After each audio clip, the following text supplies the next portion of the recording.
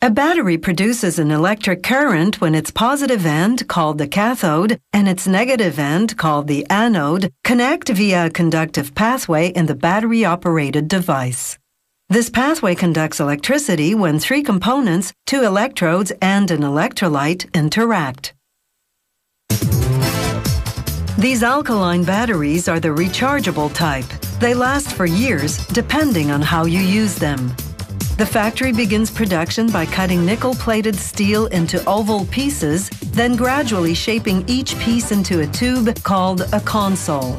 The console houses some important chemical ingredients: graphite, which conducts electricity; silver catalyst, which reduces chemical pressure buildup; manganese dioxide, the main ingredient in the cathode; barium sulfate, which binds the cathode ingredients; zinc, the main ingredient in the anode, a gelling agent to keep the zinc particles suspended; and finally, potassium hydroxide, which interacts with electrodes to produce electricity. This 25-head press shapes the cathode's powdered chemicals into hollow pellets. The press churns out 25,000 pellets an hour. A machine called a console press then inserts 3 pellets in each console. 3 because these pellets are so fragile that 3 smaller ones are easier to manipulate than 1 big pellet would be. Here's the insertion in slow motion.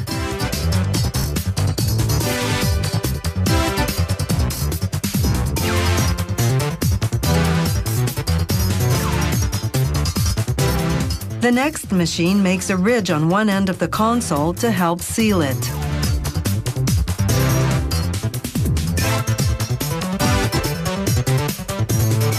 Plastic holders, called pucks, hold the consoles still as nozzles apply a sealant to the top, which is the negative end of the console.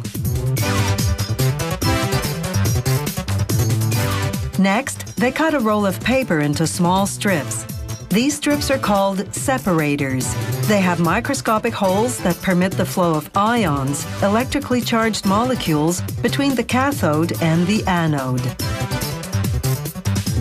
A hot melt glue machine deposits a small amount of glue into the separator, now rolled, and seals the positive end of the paper tube.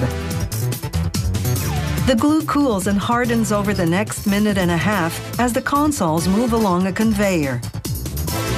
The next machine injects an electrolyte, a potassium hydroxide solution. It takes 9 minutes to soak through the separator liner into the cathode pellets. Nozzles then inject about 4 grams of zinc gel into the anode cavity. Only about 2/3 of the gel weight is actually zinc. The other third is this company's closely guarded trade secret. It's what makes these batteries rechargeable. The zinc gives the gel its silver gray color.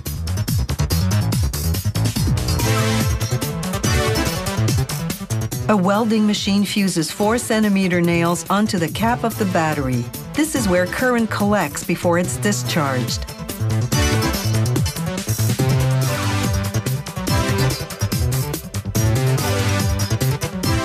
The machine ejects the cap when finished, and another machine inserts it into the negative end of the battery.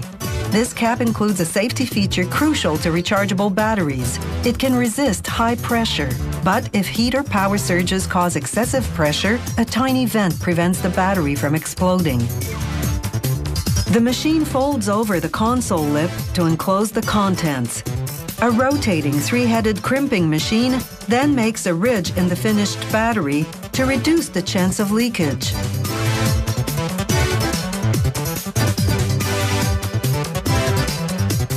An electrical testing machine contacts each battery for 200 milliseconds to ensure it has at least 1.5 volts. These batteries will be ready to use right away. No need to charge them first. The labeling machine uses light sensors to time the labeling of each battery casing.